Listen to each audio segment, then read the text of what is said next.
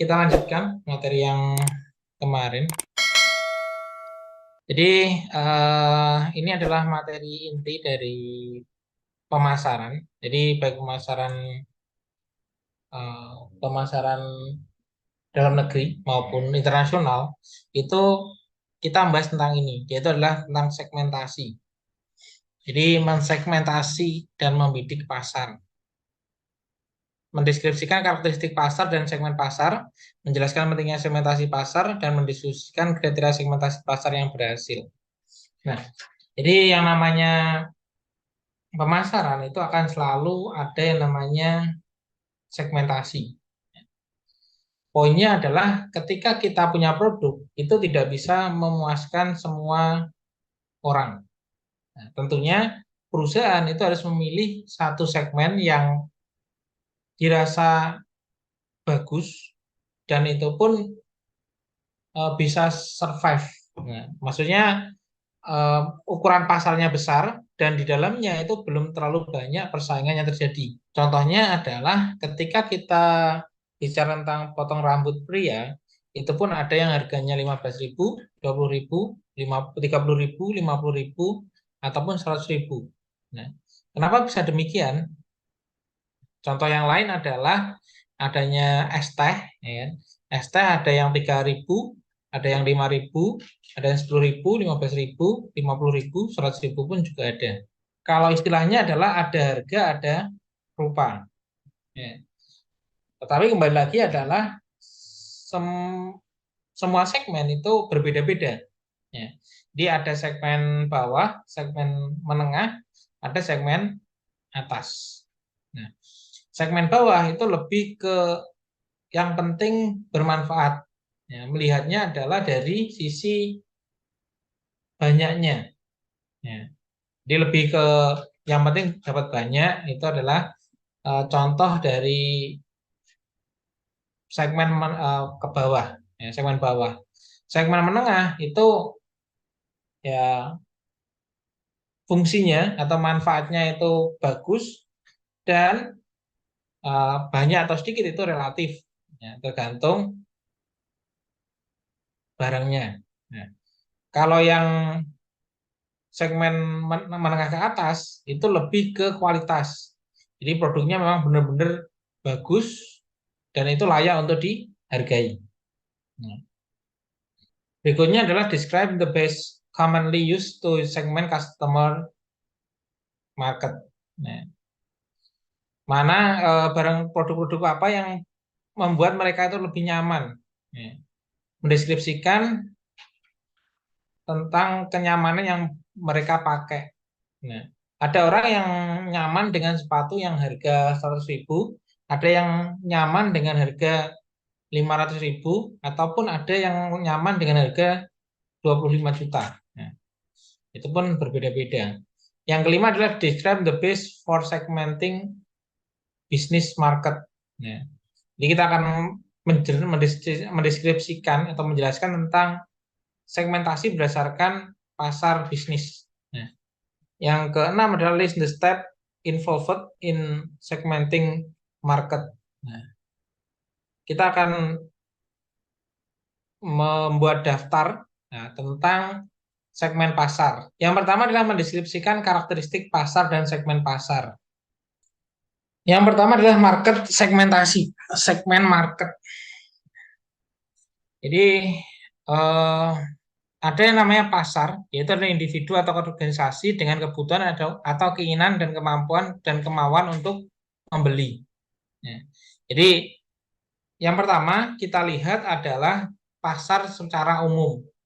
Ya. Maksudnya apa? Ada nih segmen sepatu, contohnya seperti itu, segmen sepatu. Nah, ini ada segmen sepatu besar. Nah, ketika kita masuk langsung ke pasar segmen, maka kita akan berdarah-darah karena sudah banyak orang yang jual sepatu. Tapi ketika kita lebih masuk ke dalam dengan adanya segmen pasar, yaitu adalah sub kelompok dari individu atau organisasi yang membagi satu atau lebih karakteristik yang menyebabkan mereka mempunyai kebutuhan produk yang sama. Nah, ketika kita masuk ke segmen pasar yang lebih kecil, ya, contohnya adalah segmen pasar yang suka dengan sepatu branded. Nah, tentunya kita akan punya atau membagi pasar. Itu proses membagi pasar menjadi berarti ya, relatif sama kelompok-kelompok atau segmen-segmen yang dapat diidentifikasi. Nah, jadi istilahnya adalah kita bisa mendeskripsikan orang yang akan beli produk kita. Nah, contohnya adalah laki-laki usia 18 sampai 30 tahun yang suka dengan produk sepatu yang bermerek. Nah, contohnya Adidas, ya kan, Nike, dan lain sebagainya. Ya. Dengan seperti itu, kita akan lebih mudah untuk launching produk baru atau membuat produk baru yang hampir mirip, tetapi tentunya perlu diferensiasi. Ya. Pasar adalah individu atau organisasi dengan kebutuhan atau keinginan dan dengan kemampuan dan kemauan untuk membeli. Ya. Ada 4 hal ini, yaitu adalah orang atau individu, mereka memiliki kebutuhan dan keinginan. Nah, jadi tidak hanya ingin saja, tetapi mereka juga punya kemampuan. Ya. Karena tidak jarang orang itu menawarkan kepada orang yang salah. Maksudnya apa? Dia memang market kita. Mereka memang butuh atau mereka menginginkan produk kita, tapi mereka tidak mampu untuk membeli. Ya. Ketika mereka mampu, ya, bisa jadi mereka tidak mau untuk membeli produk kita. Itu adalah sekelompok orang yang berkarakteristiknya kurang satu dari karakteristik tersebut tidak dapat dikatakan sebagai pasar. Nah, jadi istilahnya adalah kita harus mengcreate atau membuat atau masuk ke pasar yang memang itu sudah ada dan itu prosesnya adalah dengan cara perkenalan, dengan cara promosi, dengan cara eh, melakukan penawaran-penawaran. Nah, ketika 4 hal ini terpenuhi, maka itu menjadi pasar kita. Pentingnya mensegmentasi atau membagi pasar. Jadi yang pertama adalah pasar mempunyai berbagai kebutuhan dan pilihan produk. Ya, pemasar dapat menetapkan kebutuhan konsumen lebih baik. Pembuat keputusan dapat menetapkan sasaran dan mengalokasikan sumber dayanya lebih akurat. Nah, istilahnya adalah ketika kita perang, nah, ketika kita perang, kita bisa menggunakan bom dengan kapasitas besar. Kita bisa melakukan promosi di TV ataupun di baliho besar. Nah, tetapi nah, tentunya ada banyak orang juga yang melakukan hal yang sama seperti itu. Dengan semakin banyaknya kompetitif produk, produk yang kompetitif, terus segmen pasar yang sama, ya, itu pun perlu melakukan hal yang berbeda. Ya. Ketika kita mempunyai senapan, itu akan lebih efektif dan efisien ketimbang menggunakan bom. Kalau bom itu kan memang sih bisa langsung besar, tapi biaya yang dikeluarkan juga cukup besar. Tapi ketika kita punya penembak jitu, ya, dan kita benar-benar fokus pada orang yang ingin membeli produk kita, maka itu akan lebih efektif. Nah, contohnya seperti ini teman-teman. Ketika kita punya bom, itu kita bisa menjangkau katakan 1.000 orang ya, dengan biaya yang cukup besar, ya, itu 1.000 orang. Tetapi ya, kita punya penembak jitu yang notabene hanya bisa menggunakan 100 orang. Nah, itu lebih baik 100 orang yang deal daripada 1.000 orang yang hanya tahu. Ya, hanya tahu dan itu bisa jadi bukan merupakan segmen pasar kita. Nah, seperti itu. Tetapi dua-duanya memang harus dilakukan ketika memang memiliki budget iklan yang lumayan besar. Tapi ketika lebih efisien, itu ya lebih enak kita membagi secara segmentasi pasar. Nah, berikutnya adalah kriteria segmentasi yang sukses.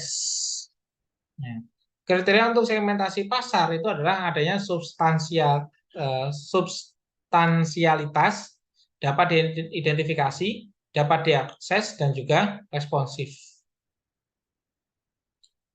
Maksudnya adalah segmen harus cukup luas untuk menjamin bauran pemasaran yang khusus. Segmen yang jadi maksudnya adalah dipastikan bahwasanya orang-orang yang kita definisikan itu merupakan orang-orang yang memiliki karakteristik yang sama dan juga itu memiliki